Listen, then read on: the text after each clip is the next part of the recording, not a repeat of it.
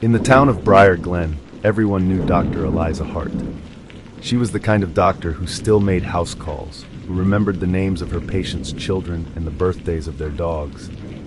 Her white clapboard clinic sat beside the town square, between the bakery and the florist, and on most mornings, Eliza arrived before dawn to brew coffee for the nurses before unlocking the doors.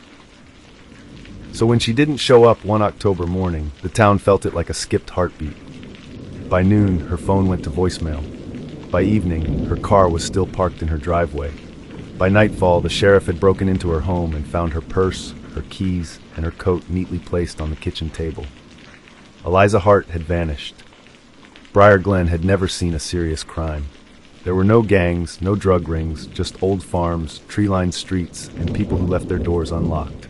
Her back door showed signs of forced entry. Muddy boot prints led into the kitchen. A neighbor reported hearing a car speeding away around 3 a.m. The state police were called in. Roadblocks were set up. News vans rolled in. And for a while, everyone in town believed the same thing. Someone from outside had come in and taken her. But something didn't sit right. Eliza's house wasn't ransacked. Nothing valuable was missing. No signs of a struggle beyond the broken door. It looked staged. As detectives dug into Eliza's life, the town's image of their beloved doctor began to crack. They discovered she had been secretly paying rent on a small apartment in a neighboring city. Then they found burner phones. And finally, hidden in a locked drawer beneath her bed, they uncovered handwritten letters, dozens of them, all addressed to the same person. The letters were intimate, conflicted, desperate. "I don't know how much longer I can live two lives." One read, "You promised this would be temporary."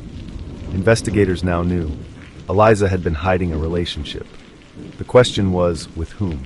They started with the obvious suspects, ex-boyfriends, former patients, a disgruntled malpractice claimant, but none fit, until a forensic accountant flagged something strange. Eliza had been quietly transferring money to someone for over a year. The name on the account? Mary Ann was Eliza's longtime nurse, her closest friend in town. They'd worked side by side for 15 years. Mary Ann had organized candlelight vigils for Eliza after she vanished. She had cried on television, begging her best friend to come home. When detectives interviewed Mary Ann again, her story shifted. She said Eliza had been planning to leave Briar Glen, said she had been in love, said she didn't know with whom, but the bank records and the letters said otherwise. M wasn't just a lover. M was Mary Ann. Under pressure, Mary Ann finally confessed. They hadn't just been in love, they had been trapped. Eliza wanted to come out, to leave Briar Glen and start over somewhere they could be together openly. Mary Ann didn't.